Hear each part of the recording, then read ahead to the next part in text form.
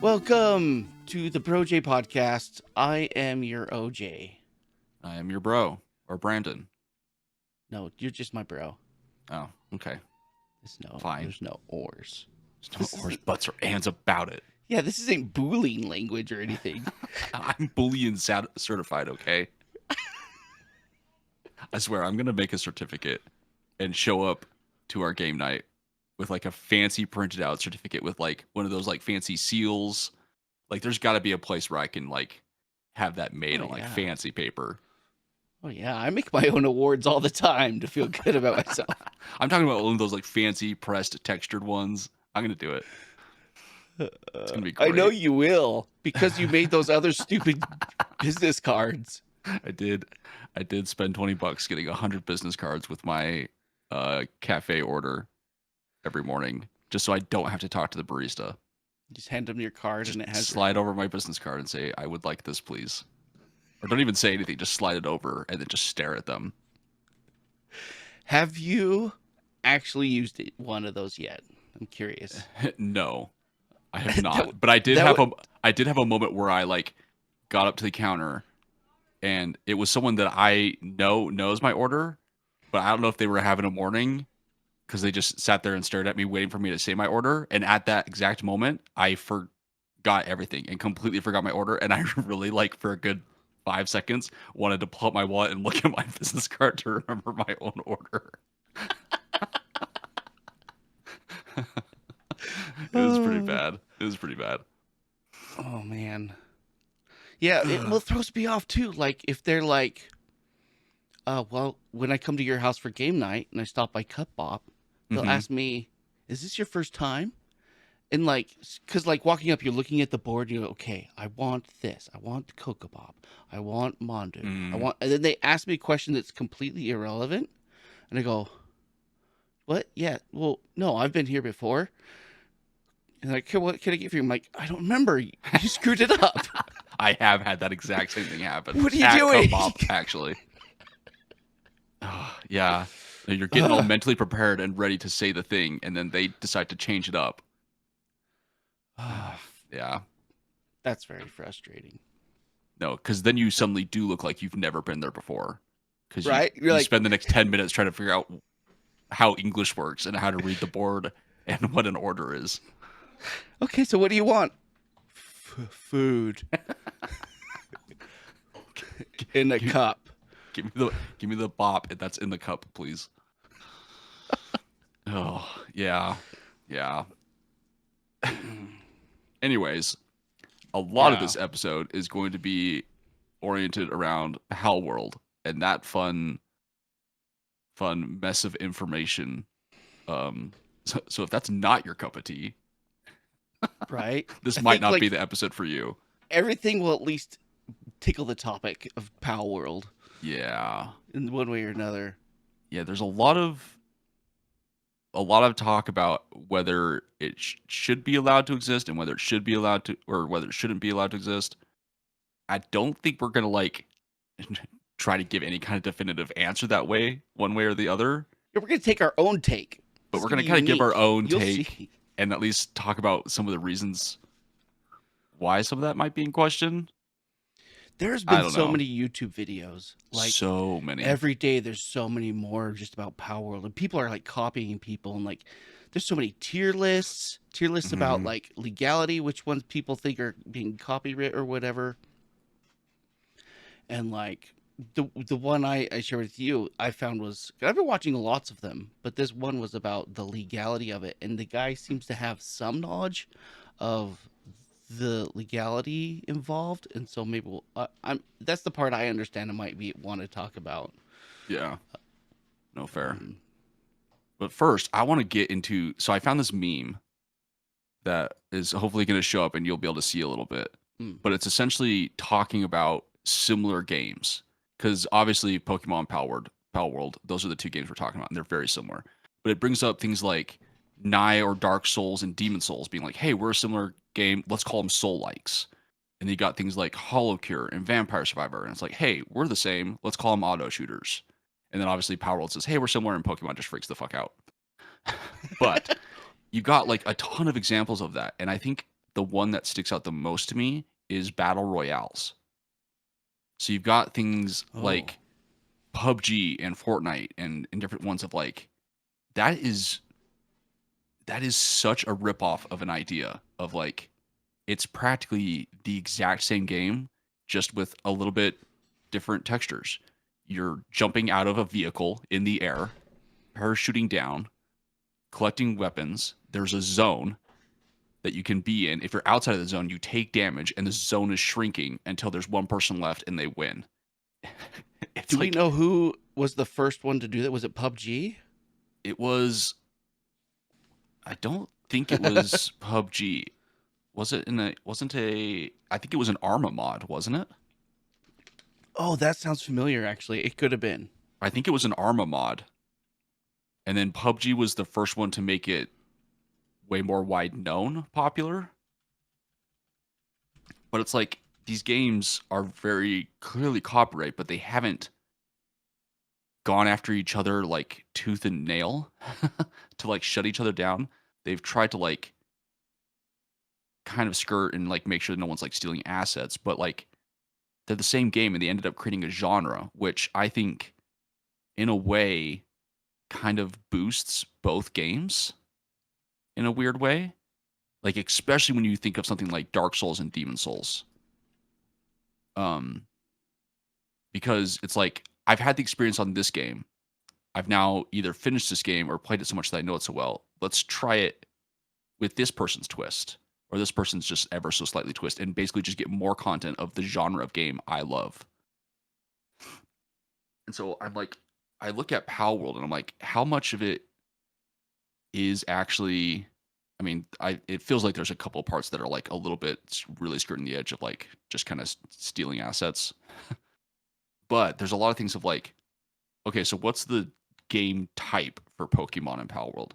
You have creatures that you're trying to capture and then use for some purpose, like fighting or some kind of utility. You have a capture device that you throw, and because you throw it, it's typically a type of sphere-like object that you're then capturing the creature with. And I don't know how Pal World, are you leveling up your pals? Is that a thing in Pal World? Yes. Yep. Okay, and then you're trying to like make your creature better at doing X thing. It's like I can understand why that feels like the thing is just a Pokeball or the thing is just a Pokemon. But it's like, is it just that concept for that type of game? And should we be excited that like you could play through Pokemon and be like, I experienced all Pokemon, I loved it. I want to do something like this game again. Now, now I'll go play some Pal World and have like another fun creature capturing type of game to play. There is a term for it, and I forget what it is. Uh, one of the videos I watched, it's like a monster trainer, like Oh, Monster something Trainer. like that, Okay. something along those lines. I forget. It's not that, but it's something like that. Um, where yeah, So you can do capture you think pets. Pokemon is like better for trying to protect their IP, or do you think they should take a chill pill like a whole bunch of other games have and like try to do it to where they're still protecting their IP, but like allow similar games to exist to build that genre? Mm. So part of it is like I think what a good example is roguelike because that was a game. The Yes. likeness is named after a specific game, right? Hmm. And so um but they didn't have any problems with it and it helped out I forget what it's called, but yeah, it's like Rogue It's just something. called Rogue. Is it just called Rogue? I think it's just called Rogue. I thought it had like a subtext to it, but I could be that's wrong. probably it. And then like Souls like, right? After not what's it called? Dark Souls? Dark Souls, I think Demon Souls was the first one, but it Was could be Demon Souls first? I I think it's Dark. I've never played them. Dark Souls is great, I think but I played the first Dark Souls and was rightfully very frustrated and rage quit. yeah. But right, they're taking that name directly from the game that originated it. So calling these like Pokemon like, I think Pokemon hates that and that pisses them off because they have gone after Hmm. anything that uses the word Pokemon in it. Even if they're just using it for marketing, that saying, "Hey, this is a Pokemon-like game," because they have this, you know. I Yeah. think that's what I learned, that that's a their trademark, and that they go after anyone who uses that at all. Hmm. But just calling it like, I don't remember what the real term is, monster trainer Hmm. type, is completely fair game, and lots of games have done that. Right? We have Digimon. Oh, Um, I forgot about Digimon. They kind of do a very similar thing, don't they? yeah, there was um, cassette monsters or something like that, where like they're like a cassette tape. There's a monster inside or something like that. I've never heard of that one. Yeah. Um, and then so I think going after this genre of game is completely fair. I think it's completely fair play. I think that anyone could do it.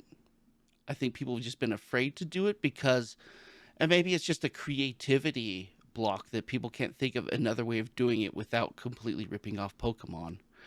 Arc. I feel like Arc is really close. They don't use balls, but like you go up, you fight the monster, you knock it out, you tame it, it becomes your buddy. You use it to fight other monsters. When Arc first came out, I was like, my reaction was, "Oh, this is the Pokemon we wanted." Oh, It's really? heavily dinosaur themed, but that was my first instinct. Was like, "Oh, great, we finally get this open world Pokemon game." Sure, it's all dinosaurs, but I mean, what else are they going to do to copy it? Yeah. Um, and I started playing it, and it was a lot of fun at first. And then you get to the point where like it takes an entire day to tame a monster in Yeah, that one real had a world time, huge grind. It was awful. and everything was such a grind. And the world grief mechanisms where like you could just freeze to death and lose everything. Your monsters run into the water and drown themselves, and like, See, when I think of Ark though, I don't think of a like monster trainer type of game.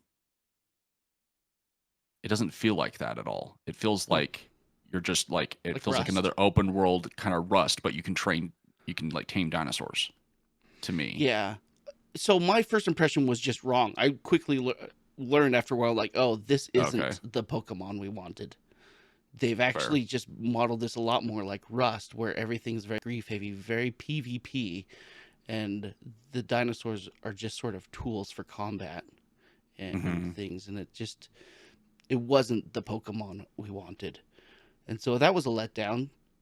But then playing this game, it very, very, very much feels like the Pokemon we've always wanted, Yeah. where they're cute. They all have insanely unique amount of abilities. They have different strength and defense stats, and they're randomized. So you could catch three Pokemon. They could all have, the exact same type of Pokemon, but have different, wildly different stats and attributes to them. So Um, you brought up roguelike as being an example of kind of like sticking like having games of a similar genre. But I'm curious because you think of roguelike and the games are so vastly different. The only thing that's that is true. the same is like one part of the core mechanic of like you have to start over completely or start over mostly completely, whether you're talking about roguelike or roguelite.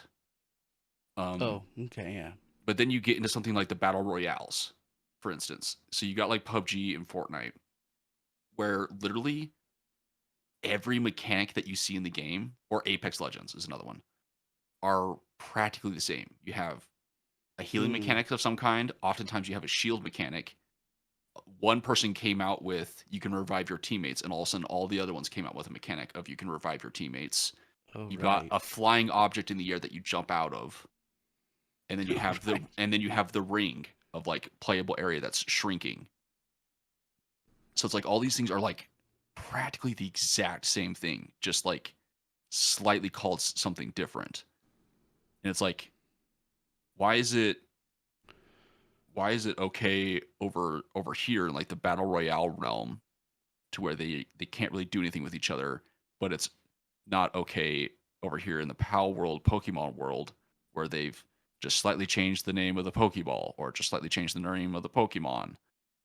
Is it because Pokemon originated out of Japan and they don't have the kind of fair use That could be part of it. Well, I'm kind of looked up law some stuff. of the history of battle royale here, and it looks like one of the first takes on it was from some sort of book that originated in Japan called Battle Royale, and then Hunger Games in America came shortly after that and sort of slightly Okay, copied it. So these concepts started in a book genre apparently. there you go. Um, and so I wonder if they hold some sort of patent or something on those ideas, and so anyone can make a game on it because their game is a completely different medium, and so it might be just completely fair game because Maybe. no one owns that idea as a game. That's And probably why they're able to copy it so much, and that could be the difference between that and the roguelike, because saying roguelike is a very specific game, and so they can't copy that game as specifically, but can sort of translate the ideas into something unique. yeah, but then you have something like Demon Souls and Dark Souls, That's true. I don't where like understand the Souls where things. where literally almost the only difference is it's like it's a sequel because you have like an extremely hard boss that has like very specific mechanics you have to learn. It's completely unforgiving. You die and you lose your souls, and you have to go back and try to get them. It's medieval with swords and shields, and some of them have magic. Where it's like, Yeah, and there was another one, like, was it called Bloodborne? Bloodborne was Uh, another one.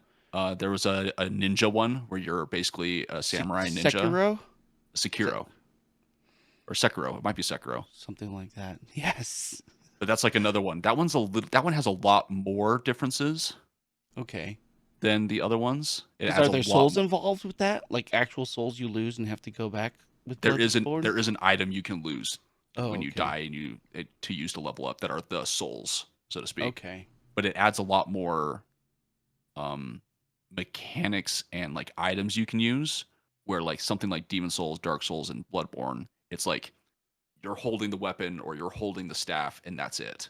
And you can like have a healing potion of some kind and like a mana potion of some kind to like get mana back. And otherwise than that you're just doing a dodge roll. that's those are the mechanics. I don't know. Interesting. It's this weird interesting concept where I see all these other games kind of fight with each other but end up playing nice and then create a genre where everyone's kind of enjoying almost all of them. Yeah, and they And then you don't seem to go after each other. Like they seem to work together in harmony. Like, yeah, cool. pretty much It the brings battle more royale players to this ones genre. exactly. There's like the battle royale ones fought a little bit here and there, but for the most part, yeah, they kind of play nice and just bring more player base to that genre, so that more of everybody's games just get played. Interesting. It sort of reminds me of like, this is a bit of a stretch too, maybe, but like Twitch streamers who have a specific type, like musicians. Hmm. When they go to raid somebody after their stream, they'll find another musician, and the whole concept is trying to build a viewer base of people who just love to watch musicians, and cumulatively they're trying to build up a viewer base of that, and it's worked great. Now there's tons of music all over Twitch. Yeah, so like it's like saying I'm not going to rate this person because wait, I do music, and they might end up loving that musician more, so they're not going to come watch me anymore. But instead, Right? what the Twitch people do, they're like, oh hey, I'm done streaming. I'll drop you off at this person so you have another music person to enjoy. And you enjoyed me out while you were with me, so you'll come back. But then the person I dropped you off at, those people might be like, hey, there's another music person. Let's see who that is. And it's like this A weird back loop. and forth of just like sharing communities and just growing even more. Have you gone on a full raid loop before where like you start on someone, leave your browser open, they raid for like 24 hours and you end up where you started? Yeah, I have This done happened to that. me once or twice before. That has happened to me. It's sometimes exciting to just see what stream you actually end up in after you come back to your computer after like leaving it for hours. Yeah. Oh Yeah. my gosh. But that is like kind of a good example of like, yeah, like Yes, being sharing like, I the don't want player you to base or like those community. musicians better than me, so I'm not gonna raid them. Yeah. Or like trying to Um, stop them from doing a music stream because I started that. It's like, well, right. it's like, well, okay. So maybe Pokemon, and I don't know a whole lot of history about who has Pokemon gone after. Aside from that one mod, it was a Pal World mod who tried to make it exactly like Pokemon, and they shut it. Pokemon shut it down. I don't know who else Pokemon has gone after, but I've heard rumors that they have. They've gone after a lot of people. Most of the stuff that they've gone after has been like actual Pokemon ripoffs of like fan made versions of a Pokemon game. Okay. Which are like way more of like, okay, I totally understand why you're shutting this down because they're like literally using your IP. But like most of those are like not doing it for money. It's like a free thing that they're just trying to like share with the community or whatever. I'm trying to think of another big game like Pal World. I know they've done it. And I know they've done it successfully, like destroying the company to where they couldn't make anything anymore. Right. But it's not coming to mind of like a completely separate IP like Pal World has. Um, yeah, I can't think of any. But so one of the videos I watched about this was the legality of it. And Mm-hmm. this one sort of he's like, I'm not a lawyer. You shouldn't seek legal advice from a YouTube video. So obviously all those. But he Yeah. does explain some concepts pretty good. Like what there's he says there's three, and I'm going to put a link to this video also just to give him credit because he did a lot of research on this. Yeah. So anyone wants to watch it, it should be in the doodly doo doo down there. Yeah. Um, to explains there's three types of intellectual property. Okay. One of them is patents. There's trademarks and then copyright. So patents, Okay. you use a patent to patent an idea, something that's very specific and distinct and has a design where you can show and illustrate the design of your idea and be very detailed in it. Okay. Um, and so the only thing I could think of, and I don't know that that applies a whole lot to Pokemon. The only thing I can think of is like the idea of catching a Pokemon or catching a creature using a sphere or a ball. Or some Okay. sort of mechanical, some sort of device to capture them, right? So it depends on Yeah. what they do. And my understanding is that they don't have a patent on that, from what I hear. Okay. Um, if anybody else knows different, let us know. Yeah. um, the next one is a trademark, and it's literally the mark of your trade or anything that symbolizes your thing. So, Okay. like the word Pokemon, probably I would imagine the phrase "gotta catch 'em all." Yeah. The image of Pikachu is trademarked. The font is trademark. I do know that. The font There, is trademarked. so there's lots of things like that where like you can't just use that for something else. So you have to be real careful with those. Mm-hmm. I have a Twitch emote that's Eevee, just doing like the Eevee jam, like the cat jam. Yeah. I drew it, but still, like it's very clearly Eevee. Yeah. Yeah. Yeah. Yeah. So I could probably get in trouble if anybody reported that. The third one is the copyright, and it's the right to make a copy of something. So that is very specific too, like an identical copy of something. Um, and so that's where we get into like, do some of these Pokemon look like a copy? Or sorry, do any of these what do we call them? Palmon. Pals. I think they're just called pals. Do any of these pals look like a copy of a Pokemon? Um, Mm-hmm. and that's probably where a lot of people are going to be like, well, the art is similar. That style is similar. Mm-hmm. And that's where we see all these videos about the tier lists of like the legality tier list of each pal and how closely they resemble a Pokemon. Um, but you can't copyright an idea. So the idea of catching Pokemon can't be copyrighted. It could only be use a patent for that, which we're not sure. I don't think that there is a patent. It's been said that there's not one. Okay. Um, And then so well, those and are the then things I learned. where it gets weird there is that everything you talked about is in the United States. Yes. and this is not a United States company. It's so like in Japan, there is no fair use law. That doesn't exist.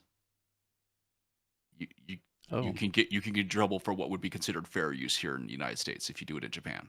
You can get a lot of trouble. And anything that causes damage to an IP's image or brand, what they deem considering damage to their IP, you can get in trouble for. So like if you like got dressed up in like a Pokemon outfit and did something offensive in public or something like that, Pokemon can come sue your ass into the ground to where you don't exist anymore right. because you're damaging their brand, so to speak. Oh, And so because of that, yeah. there's actually this weird thing that I actually read about last night. There are almost every news outlet, and someone did a little bit of a whistleblow on this recently, but almost every single news outlet when it comes to gaming or entertainment has been under the table, more or less threatened seems like too strong of the word, but like told, do not mention Pal World. Don't even Oh, don't even bring it up or mention it at all. they're terrified.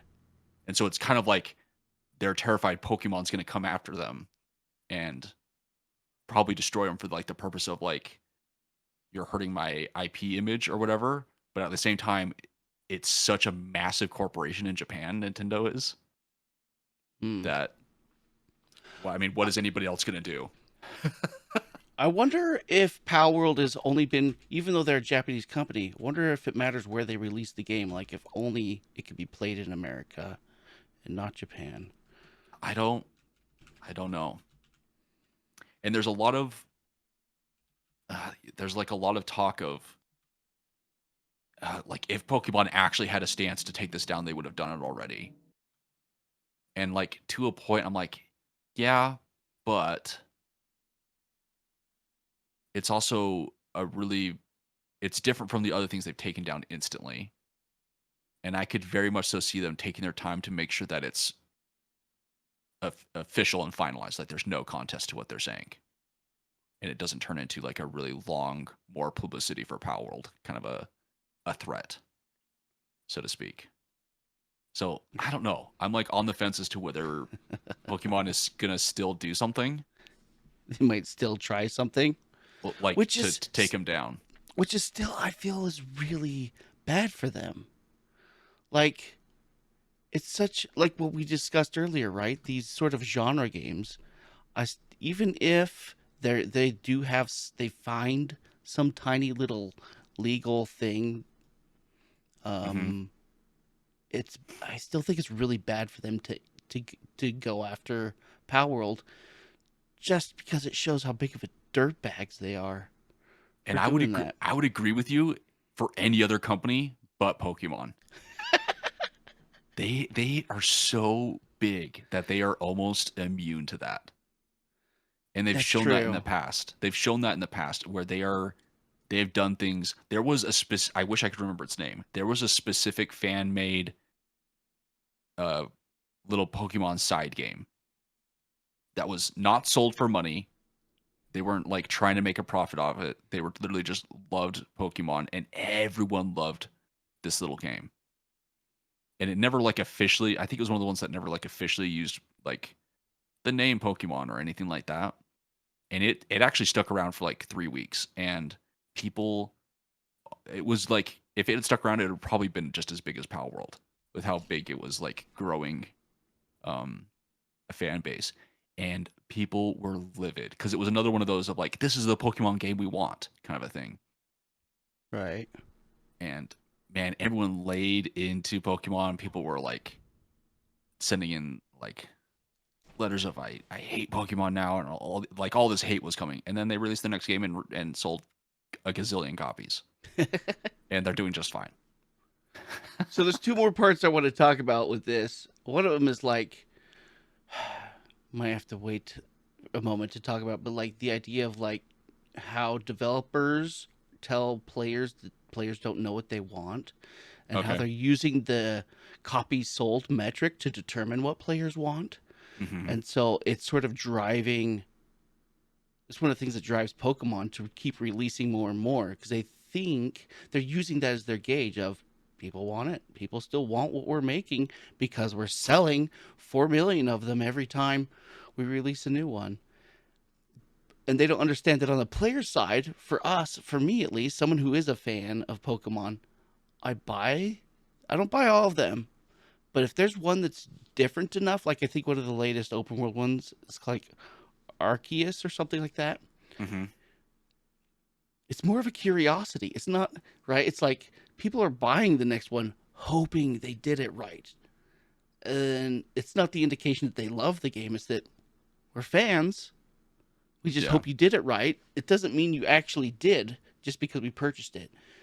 And like I think that falls into like a lot of games, and it gives the wrong indicator to developers that like Diablo 4 broke a bunch of records for selling like something like 10 million copies Mm-hmm. within like whatever, it was like 24 hours or something like that. But you got to remember, these all 10 million people have never played the game. We never played Diablo 4. Yeah. We just hope that it's similar enough to the Mm-hmm. Diablo 2 that we loved so much that they finally fixed the problems in Diablo 3 and that they've found some sort of harmony there that this is the right game for us. It's the right Diablo game for us. Um, And and I think there's an for important distinction of the publisher or the devs. So I that's think true. oftentimes the devs do kind of get it, but they have no choice in what they make to a degree. It's the publisher that's like doing that. Like Is it? they don't understand the player base or the development side of things, and they just see those numbers and drive it forth that way. So I think there's a That little could bit be of it. distinction there for a lot of games of like it's the publisher who's really the driving force in that fault. Because when I was trying to do a little bit of research about this, my mind was thinking about Diablo 4. Hmm. Because to me, it was a massive failure. That it didn't deliver on the things I wanted. They did a lot of injustices to the player. I still bought a copy though, but they don't know, that Yeah. they did it wrong, did me wrong at least. And so I went looking like, okay, well, how many people are concurrently playing? And there's still like, it dropped off quite a bit right away, and then there's still like 4 to 6 million people per month still playing Diablo 4, um, which is which is almost half as much uh, as who bought a copy, which is pretty good retention, I think. Yeah. It's This great many, retention as far as Diablo is concerned. yeah, this many months later, because I thought for sure, because I stopped right after season 0 ended, and they were going to do that season 1, um, and I was like, I'm done. Yeah. And I thought everyone else would feel that way too, because I thought that's what was going on. Is that like they did okay, we're all done after season 0's over, but apparently most people went back and are still playing it and they're still loving it. So I'm wrong. Well, I think your mindset towards things and the way you're thinking of it might actually be the minority when it comes to just the gamer player base of That's what I'm games. realizing. That I thought Because that you I'm got a you got your thought process. You got your thought process, and then you got another thought process of, it's not the game I like, but it's the next game, so I'm going to play it all the way through and play it and try to have fun with it. and they're just gonna keep playing it And then you've got the just next cause. tier of like they don't see or have any of the issues you're talking about. It's just another Yeah, game, and they're not trying to compare it against the old Diablo 2. It's just a new game to them, and they're going to play it the way that the new game is. yeah. They And they have no comparison in their mind to ruin it for them, so maybe to they never speak. played those other ones, and they're like, Maybe, "Cool, Diablo's rad. Oh, this is a great game." They have nothing. They don't feel jaded. yeah, or they have played it and they just never felt that jaded kind of feeling to where it ruined it for them, so on for some reason. Yeah, the numbers I was reading weren't agreeing with me. And I go, am Yeah, I wrong? I'm I'm wrong. the problem.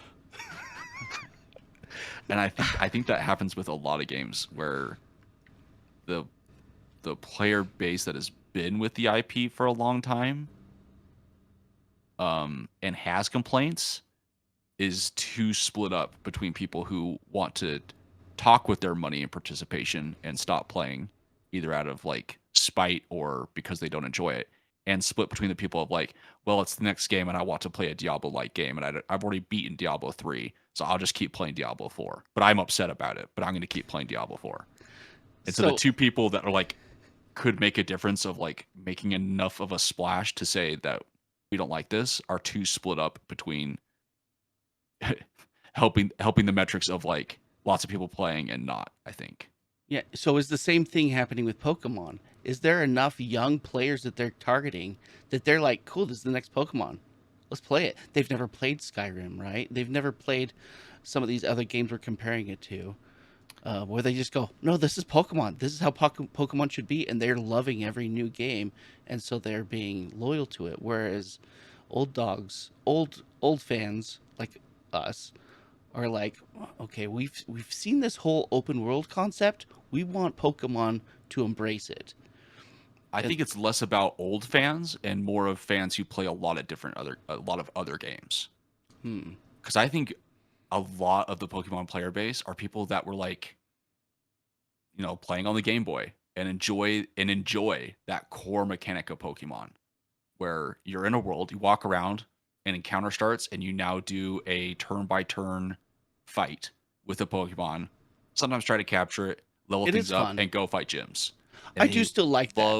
they love that core mechanic because there are massive communities that hyper analyze the like rolling mechanics for different moves for the fight of like, okay, at this moment to beat this boss, I now need to swap in this Pokemon as death fodder to take this hit from this Pokemon because it's about to roll for this attack so that this one dies because I need this one to live. So it dies, I swap out, do a potion, it does its attack. It now has a 15% chance to survive this mechanic. And if I do this right, I have like a 80% chance to do this. They love that stuff. And That's very true. it's even like evolved into what's called a Nuzlocke. I don't know if you've heard of a Nuzlocke, but No. they've essentially taken it to the point of like, okay, they've now learned these mechanics of the game, and now they play to where if your Pokemon faints, it's dead. Oh, You can't okay. bring it back. They're And playing hardcore mode. yeah, and in each zone, you can only catch one Pokemon, and it's the first Pokemon you encounter. And if you don't Ooh. capture it, you just can't get a Pokemon in that zone, and you have to continue on. Okay. And so you do like a Nuzlocke run trying to beat a game. But like these are the people that like know all these mechanics and love them to death. So when the next game Interesting. comes out with the exact same mechanics, they're like, hell Gonna do yeah. it again. So Pokemon still has to honor those people I think and they do still right by have them. I still think they have a massive player base that loves those mechanics enough that they see no need to fully switch off of those mechanics because they have a massive player base that still loves them. That makes sense. And I'm sure Okay. that player base has gripes about certain things and wish Pokemon would improve certain things. Like I hear a lot of things about they wish the creative team would do better with making new Pokemon, you know, Yeah. and different things like that, or like you do something a little more unique in the world, but still like the core mechanic of like not switching it from the limited open world that it is and like doing like the turn based fighting of Pokemon. I Mm. don't I think there's just too many people that enjoy that mechanic to where unless Pokemon gets enough drive to do a side game, I don't Right. think main Pokemon will ever go away from what it is. I think they might have enough drive to do a Oh. side game that might be something more like Pal World or something that you in particular are kind of looking for, Yeah. but they don't do that very often. Okay. I wonder if the same sort of thing happens with like the concept of seasons. Like people love seasons when it Mm, comes to like Path of Exile or the way Diablo's been doing it and other games do seasons where he resets your character and you have to build a new character for the new gimmick in the new season. I loathe that. Hate isn't strong enough yeah. of a word. I can't stand it, but there must be enough of a a demographic of people who are way into that and love it that they just keep going for it. I think there's enough people that enjoy the grind mechanic that they love an Hmm, excuse and a reason to do it again. I see. I prefer the seasons where it's less of a grind. Like an example is Destiny. Destiny has a season, which Oh, right. I have a lot of opinions about. Some of the stuff I really don't like. But when it comes to grinding, the only thing that you have to really regrind is sometimes your light level and what's called the artifact, which is basically just a bunch Hmm. of bonus perks. Right. Other than that, It's an it's just more item and content. it's an extra inventory slot specifically for the artifact and it levels up on its own that gives you more Yeah. abilities. Yeah. Yeah. And sometimes you have to the light level max increases, so you have to regrind your light level, but that's only on like major expansions typically. Well, and you can have an entire build based on the artifact abilities, and then the next season, because the artifact changes, it could change your entire character, the entire build, and you have to go, True. "Oh crap! I want this different piece of armor that synergizes with the artifact, the new artifact." So then that brings about two different people that play. So I'm not a person that likes to play that way. I build my build generic, and then if the artifact helps me, it helps me. But then there's some people that love the like mechanics of trying to figure out a new build specific to the artifact. Hmm. And I think it helps kind of go with both types of people because I have no Yeah, problems with it because I don't do my builds that way. you could do either way. Yeah. Yeah, they're able to capture both types of people, which is really cool. Yeah. That makes sense. So that part of the way they do their seasons, I think, is really cool. But there Mm. are there's got to be that core mechanic of people that just love the way everybody else does seasons because yeah, every game seems to be finding some way to adopt it in some way in their game. There was one part I forgot to talk about with the legal stuff. Okay. So the video I mentioned that I watched, he gives a really good example of the Sherlock Holmes books, and Okay. that they had um, essentially like a patent on Sherlock Holmes as a character, and his mannerisms. And one of the key parts is that Sherlock Holmes was a gentleman and a very nice guy. Mm-hmm. And so all of the movies that have come out about Sherlock Holmes and the TV shows and all the extra stories that have come out, they have to depict him as a little bit of an asshole. They have to make him slightly addicted to Oh. drugs, a little bit of a jerk. That's the only way they're able to get away with it is by changing his mannerisms. Oh my That's gosh, why. I didn't know that. Yep. So none of the Sherlock Holmes shows actually have the rights to actually portray the true Sherlock Holmes. They just change him enough. Oh my god. Okay. Hmm. So, Interesting. going back to Pal World, one of the main things that is helping to save Pal World, and this is one of the points of this other video, is the fact that Pokemon are so violent, and that they can use guns, and that Pokemon die. Sorry, keep calling it Pokemon. The That pals are the so violent. pals can use guns. They're so violent. They can die. This sort of take on it is such enough of a twist that it's probably that's probably That's one of the probably biggest what's saving saving them. grace is that they're changing that part of it so much. That is very, very different. Just how like not happy world, nothing actually dies. Hmm. Yeah. Okay. That's one of the saving graces. The part that's the part a lot of people are having beef about or feeling triggered over is, oh, you're giving these monsters guns, and like people are up in arms about that. But it's like that's the only saving grace for Power World. That's But probably the biggest point that's saving them. that's the like main mechanic that's different. That's like why you choose to play Power World over Pokemon. Or Yeah, like today I feel like murdering things with my Pokemon. Let's play Power World. Today I don't. Let's play Pokemon.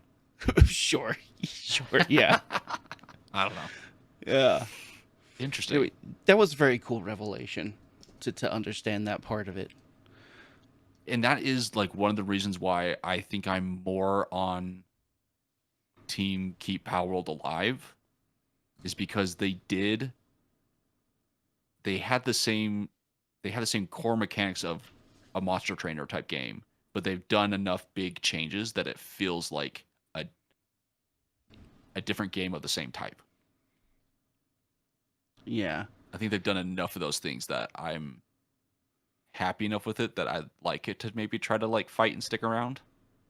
I definitely we need it as gamers, as the gamer society for many reasons because it's fun to play. I need Yeah. a good, fun game. We go for too long without having fun games to play. At least for me, Yeah. I'm just really picky. You are really picky. Which goes back to that thing, right? Where do developers or publishers really know what gamers want, and how sometimes they tell us that we don't know what we want. I think one of the classic examples is the release of Diablo Immortal for for mobile, and that Q&A session where the guy stands up and asks them, "Hey, are there plans to port this over to PC?" And they're like, "Don't you guys all have phones?" Yeah, that And one they're was like, really "No, bad. it's because people," and everything just got booed. And it's like they're so disconnected from their fan base and what the players want. And I've seen other things where like they'll say, "No, you players don't know what they want." And I think it's a mix of developers and the publishers that are telling us that, because they're just looking at the sales numbers, the money.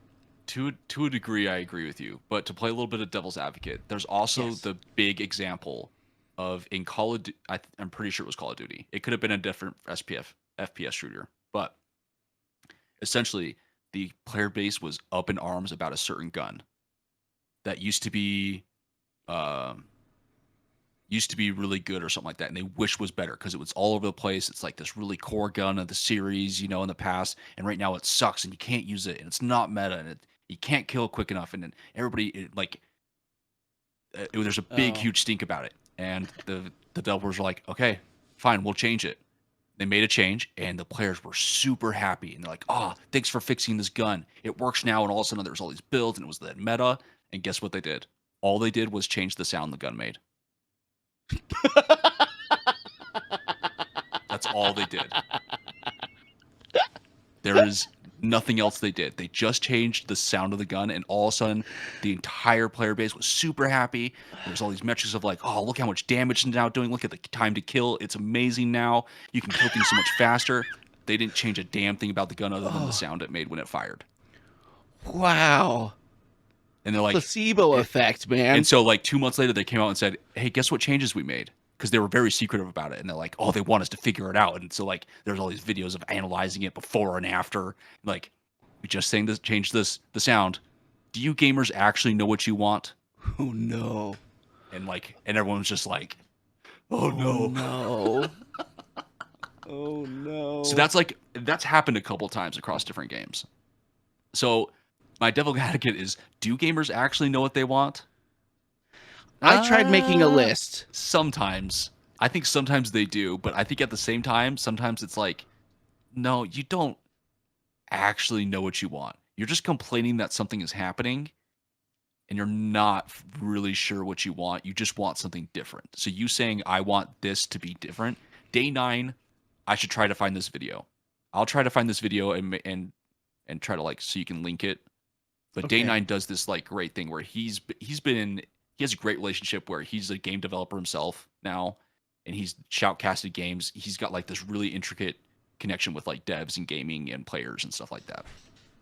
But he talks about feedback of a lot of players are really bad at feedback, and it's important for developers to only sometimes listen to feedback from testing and only listen to it in a certain way, because a player will be like, I don't, the way they give their feedback is what's wrong, of Yeah. I hate this mechanic, it needs to be this way. It's like, well, no, what you need to talk about is the the way this mechanic work, it's making me feel like this in this state of the game, and I wish I could be doing something more like this. And that is more constructive feedback for the developer to change the way the game is feeling for you, rather than you stating what you think the actual problem is, because you don't really know the full mechanics of the game like a developer does. I don't know. It's a very interesting take Well, yeah. Well, and on I that watched this conversation. video about 10 things Power World players hate. I'm like, really? Let's see. And they start going off on some things that I go, no, I love that. One of Yeah. the first things is to craft something, you have to go up to the crafting table and you have to hold the button down. You have to hold F down, and there's a percentage that goes around, and you have to stay there and hold the button down to finish crafting the thing. And he's like, we hate this, and obviously only he hates it, because actually, because of bunch of that people one do. mechanic, it makes the whole point of having pals in your base work on stuff. It makes everything work in your base so that pals have to go up, they interact, and they have to be there interacting with the table to craft the thing. And it makes that whole thing even work. So it's like this one guy is trying to say that all Power World players hate something when it's not true. We understand what it's used for in the game and its ability to make the game fun. It's a core thing that makes the game fun, and he's saying that we hate it. What's he doing? Yeah, so if they change that, then all the PAL stuff you were talking about just like no longer works the same, or it doesn't work as well. Exactly. Yeah. And it's so frustrating to have these people try to be that specific, say we hate this and we hate that. I'm like, no, not everyone does. We like it. It's one of the things that makes the whole game work. And if you sat down and explained to him why it's there, there's like a good chance that he'd be like, oh, I guess I do kind of like that mechanic because it allows this other thing. Exactly. So what you're saying, the way we're giving feedback about games, it's just we're not doing it right. We're not telling them correctly what we like in the games. Yeah. So I think, developers can work themselves in a nasty corner of like destroying a game by listening to the wrong feedback. And so I think to the point of like, well, you're not listening to the gamers. It's like, well, how do they listen to the gamers in the correct way? Which gamers? Because I think sometimes the gamers do have a great point of like, no, this needs to change. And there's like a good consensus and like a good reason as to why something needs to be different. But how do they differentiate that between the 30 other things that X guy on YouTube decided to complain about? I made a list. I tried to make a list. Some of these I'm realizing now are bad. A list of what do gamers want. Okay. I'm realizing some of these are just me. Okay. But I think that there are some things that gamers want. One of them, to the point we're talking about, is that we want the developers to be gamers. Mm-hmm. We want them to, because that way it just gives them the power to make the right choice instead of listening to our feedback. If they're gamers themselves, then they'll know it's not fun to play. I'm going to involve publishers into that as well. Publishers need to be gamers. Publishers need to be gamers. Yeah. And I think that's one thing that Power World actually has done correctly. It feels like they are gamers because they solve so many, even though there's tons of bugs, but they've implemented mechanics that solve a lot of problems that others just fail to, or even fail to acknowledge, like the concept of inventory management. And how many games there are out there where you have your chest, you put your stuff in your chest, but if you're going to go craft something, and you need your stuff, you have to take it out, put it in your inventory, go to interact with somebody in your inventory. And it's like, why can't they just pull it out of my chest? There's lots of games like that. And I think that's a frustration a lot of people have had. And Power World solves it. Any chests you have in your vicinity of the base, all crafting benches and stuff have access to your chests. And it's like solved. It was that easy. And it makes it so much more pleasant to play. It just adds such a level of fun to it just to solve that one problem. There's lots of those very common problems that you see in lots of games that Power World just solves, because I think the developers must be gamers. Otherwise, how would they know to solve these problems? What else did I write down here? Oh, another one, and this is actually sort of the same, is that they need to implement, gamers want developers to implement essentially proven mechanics, proven good mechanics, like sorting inventory. I keep going back to inventory, but like there's things about dealing with your inventory that have been proven by other games that like you just know this is what we want. But if you don't play other games, you don't know that this is what we want. So just taking the time to implement those mechanics that have been proven to just add fun no matter what. And it's like, how many times you play a game where you're like, wait a second, how come they didn't take care of this? So many other games can take care of this problem, but they just don't. Like changing, another one is like, for me, changing the color of your crosshairs. If there's a game that's a first person shooter or anything involving crosshairs, I always want to be able to change that color. Always. There Mm, should never, ever, ever be a game ever again that has crosshairs where I don't have the power to change the color. fair. There's no reason for that not to exist. But it's people still make it because they don't know. They don't play enough games. They just don't know it. Unless the mechanic of the game is driving towards something else. Because I think so. Okay. For instance, there are certain games where your reticle is dependent on the type of sight you put on the gun. Oh, okay. And so the point is to try to grind for a better sight that allows for like the type you want. And so you're grinding towards the proper sight. And the mechanic of the game is to incite that grinding and reason to play to grind through the gun to get the mechanic. That's Or fair. you might have a game where the purpose of the game is to Like, yourself figure out the best way to manage your inventory through the crafting system. mm, And so the okay. purpose of the That's like the game, purpose of it, the game is to figure out your inventory and stuff like that. right? Like Minecraft.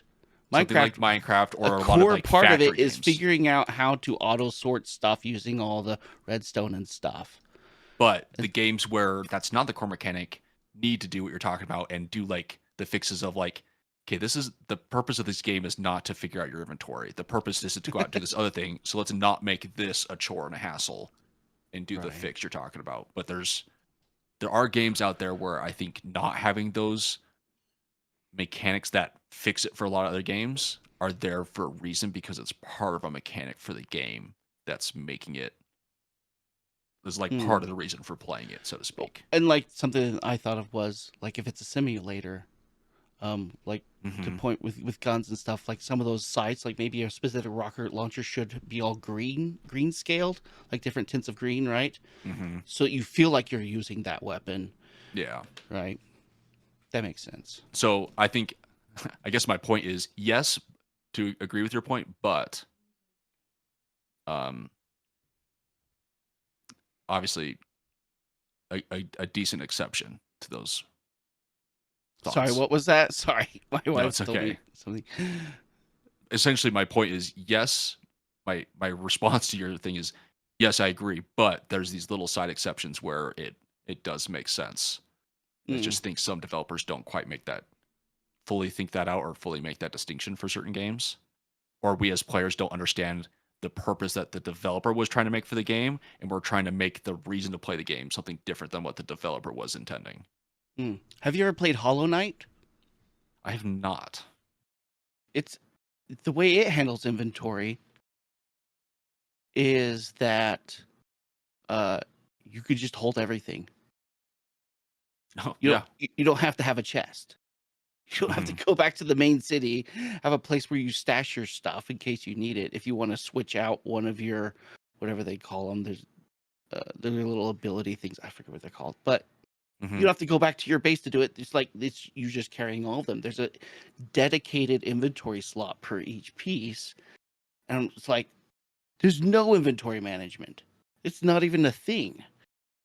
And so, yeah, Yeah. being that aware of your mechanics and how strongly they affect the gameplay is like it's way more critical than I feel like they don't give it enough focus to Dragon understand how Quest. critical it Dragon is. Quest is another one that does that, where you can just. I've been playing that a lot recently. You can just hold everything. You don't have to like go back to your ship, or you don't have to go into a town for like the bank or something to like have like a central inventory place. You just can hold a gazillion armor pieces and a gazillion different plants and crafting pieces because it's not meant to be one of the mechanics of the game, and they clearly recognize that. Yeah. Okay. So the other part I want to talk about, and it could be, I don't know if we want to save it for next pot. Let's just do it. Go for it. Um, what do gamers hate? Is there a Hmm. list of very specific things that, if they even do it, if they even hint at this one thing, no matter what game it is, I'm out. I'm done. I think there might be one universal one that's starting to emerge, Okay. and it's microtransactions. The Gamba mechanic that has hit a lot of games. Okay, explain because I I like that. Well, I'm more on the opposite side, where it's like, if they don't have microtransactions, I'm not sure I want to play. I guess I should clarify. There's a couple of games, But some of them do it wrong. some games that like their whole thing is kind of that gamba for characters. Like oh shoot, now I can't remember the name of any of them. But Are you there's a thinking mobile games? no, mobile games do it a lot. Yeah, that's all they are. Genshin Impact, and Honkai Okay. Star Rail are two games that I think do it correctly, and where Explain. it's because they have the they call it gamba, is what I hear it talked I about, but don't know what essentially that is. gambling. Um, you basically have to like roll for certain characters, so you can get certain characters to play with in the game and have on your like in your like party. But you have to roll for their card to drop from these different, basically loot chests, so to Loot. speak. Oh, okay. And you're basically opening them and like doing a random roll for like some like item buffs or like a certain type of character. And if you can get enough of a certain type of character's card, so to speak, you level them up and they're a little bit better. Can you purchase those loot chests? I think so. Yes, you can, because some people talk about accidentally dropping like $1,000 in the game all of a sudden. But then you have other games. So is It that what seems you like mean by doing it correctly? I think that's what I mean by doing it correctly, because it seems like the Okay. whole game is kind of centered around that, and that's kind of like one of the reasons you play the game. Okay. It's like buying decks of cards, maybe, Yeah, kind of. and hoping Kind you of. get Hoping you get the right card that you want. the right card. Okay. But then it seems like you have a ton of other games where they try to turn the loot chest microtransaction deal from just being purely cosmetic and for fun into making it the only way to progress in the game. The only yeah, like And with all the mobile I games. think that's the mechanic that like most gamers can almost universally agree is awful and no developer should do it. And when the phrase is used, "pay to win," in my opinion, that's the only way it applies. Is if you have to pay money to win. If you have to, yes. If you have to pay money to progress and win, um, and also, like, I play a couple mobile games. I'm playing one right now called Bloodline, where Okay. you get to a point where in the campaign where it almost stops, and the only way to progress is either grind a lot. There is a free to play way, or you pay money and buy the things you need to get the characters to level them up, to go through it quicker. Mm-hmm. And I still play it, and I pay money. I do microtransactions. I like it. I have a budget of $30 a month that I'm willing Mm-hmm. to buy a specific pack in the game to do the certain thing, so I can just get that rate of progression through it. Yeah. And I like it. Yeah. And I think it's done badly by other games mm-hmm. because they don't balance it right. But yeah. I will say there is one game that comes to mind that I think also does it really well. And it's World of Tanks. So a Okay. lot of games will allow you to just purchase really good gear and good things right off the bat, right? And you can get like the in-game currency to skip stuff instantly. World of Tanks does it in a way. So in World of Tanks, what you're doing is you're playing a game trying to grind XP and currency to then go up the tiers of tanks to get to a higher tier to be able to play with more advanced tanks with like higher armor and damage and all that stuff. But in order to get the paid version of the XP, when you're grinding your tank, you're getting both. You can get either just standard XP for that tank, or you can get what's called free XP.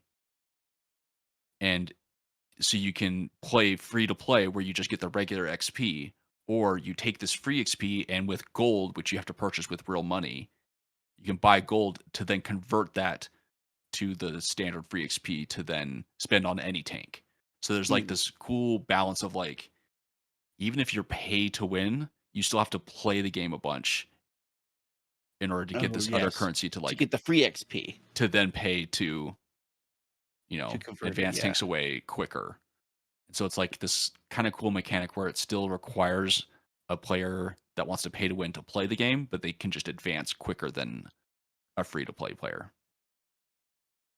So I think that's another way That's that's a good a way. game does it So well. But there's so if we're so gonna many games. say definitively the way we hate it is if it like the game progression requires you to purchase stuff. Yes, or the only way to be competitive in the game is to Mm, purchase it. buy those gold bullets. Yeah. Do they still go do the gold bullets? It Yes, was but like a penny a shot is essentially what it equated to. yes, but they made it so that it's way easier to get it as free to play. You can get it as free play now. Okay, Yeah. because I You remember used to not be sinking a able to. lot of money into those gold bullets actually, and I just go through and just mow people down. It was Yeah. like literally paying to win. They still call it shooting gold, but it used to Okay, be like the only way you could get that bullets is by using the currency that you had to pay real money for. And it was like, well, I just fired that shot. There goes $1. yeah, it wasn't quite that bad. It was No, actually but it though felt like a like that. penny. But so if you go around and you do like 25 shots, that's a quarter. You literally just spent a quarter that round. Mm-hmm. Nope. Yeah. Jeez. Yeah, it Okay. used to be really bad. The other thing, I only have one other thing that I wrote down that I'm like, definitively, I hope all gamers can agree on Mm-hmm. is when, and I'm learning that we don't all agree on this actually. We have different ideas on this, but when um, the game sort of disrespects my time investment. So if I've invested a bunch of time to a specific thing and then it gets removed from the game, Oh, yeah. or they change how it works.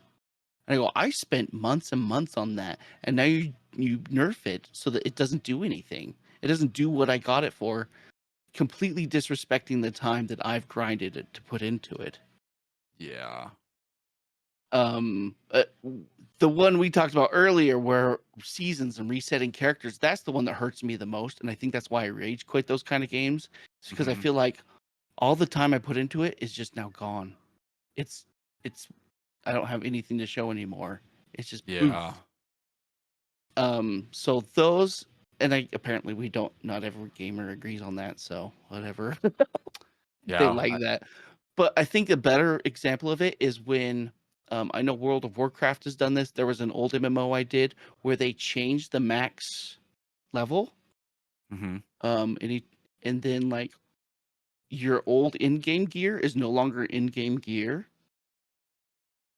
And Okay. they introduce a whole new tier of even higher grade of weaponry and gear, and so it's like what you had just doesn't mean anything anymore. So and now you have to go and grind and get to the new top level and find new gear for that.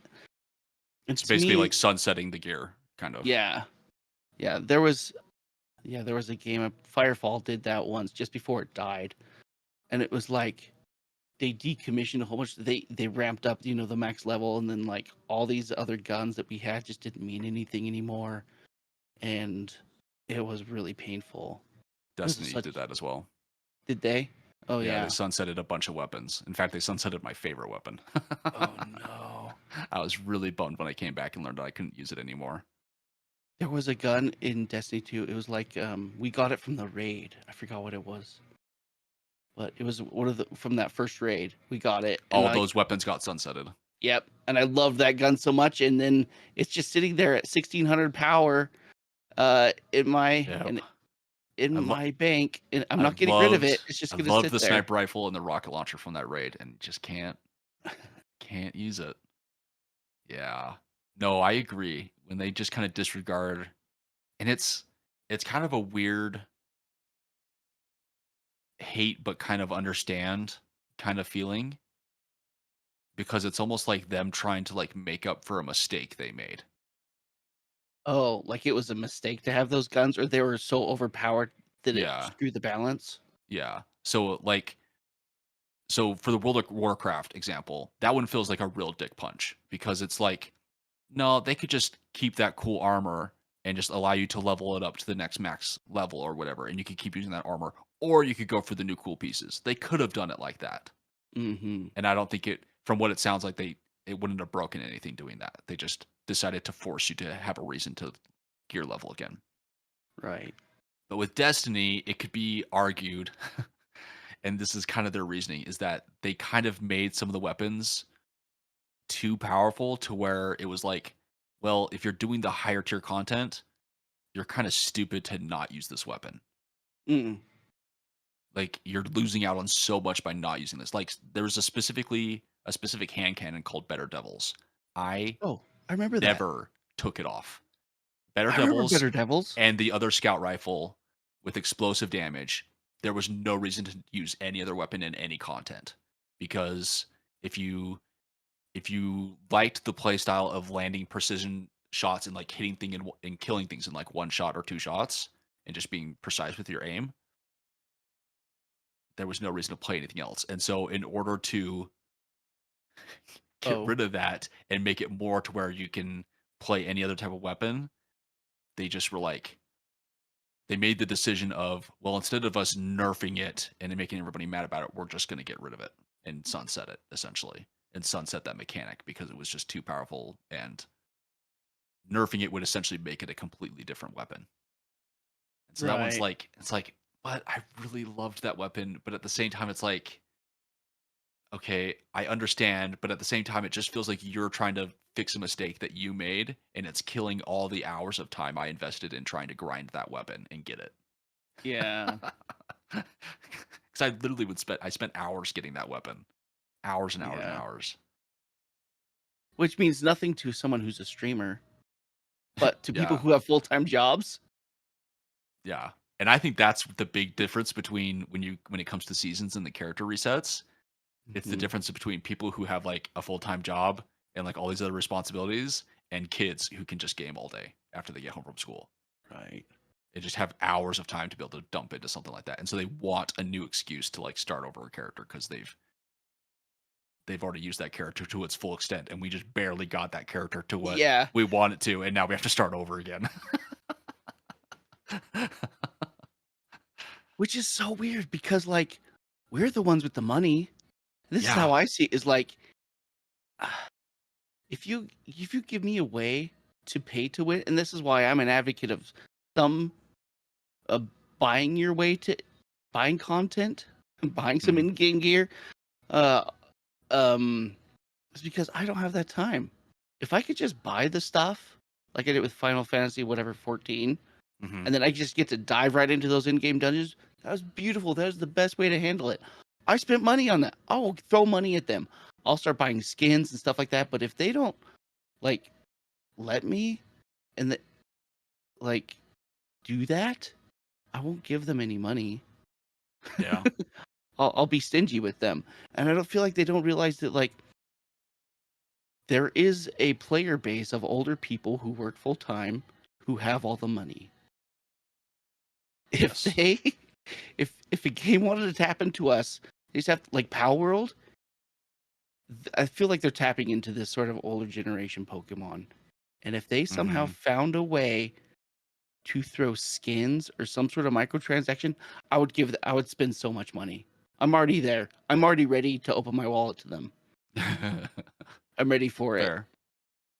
Fair. Whereas something like Diablo, who I feel like they did me dirty a little bit. Even if they had a cool skin I liked, I'm not spending money on it. I don't I don't want them to feel like it was a success for Diablo 4. So you're talking about a game playing to whalers, essentially. Yes. Or There's only you one can there's do only one both, No, you right? can. And again, I go back to World of Tanks. World of Tanks is one of those games where it's the only game I wail for. I will Right? a new fancy premium tank will come out that I then have to go spend $60 for. Is there a group of people playing World of Tanks that hate you for spending money? Do they hate the whales? Do they Yeah. hate the pay to win people? I think no matter what in a game though there will be that. There really shouldn't be that break because they don't understand the difference between they play full time, we work full time. They're investing all their time into playing the Mhm. game to get the stuff. We're investing all our time into work to get money.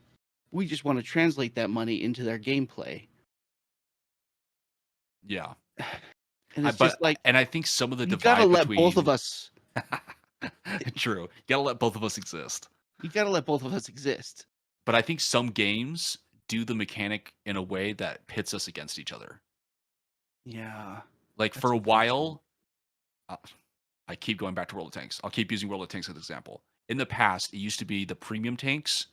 They're still oftentimes the better option, but they used to be extremely better than the regular tier tanks you could get. Like, to where you'd almost never win taking out a regular tank. And so, like, there's that divide that, like, developers almost made of, like... So what's premium? Premium tanks are ones you have to buy? Yeah, you have to buy with real money.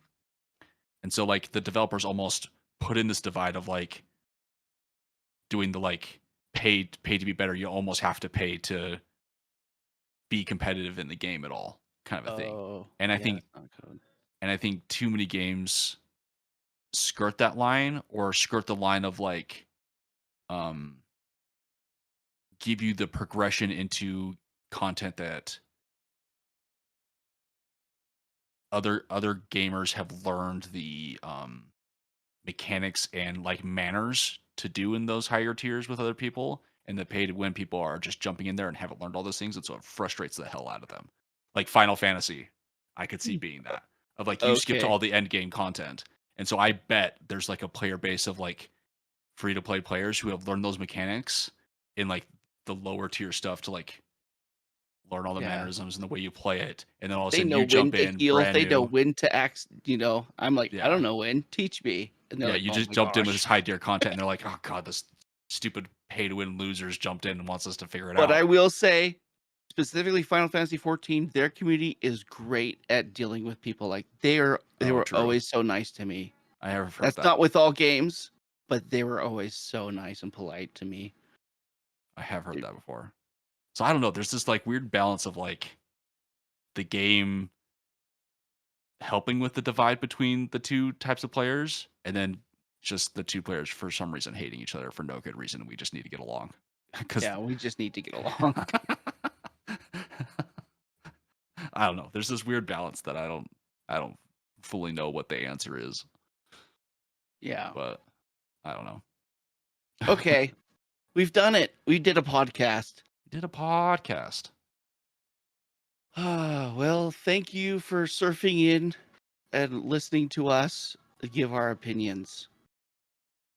These are just opinions, not any legal advice. Mine were all facts.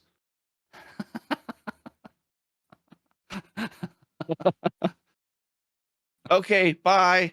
Bye.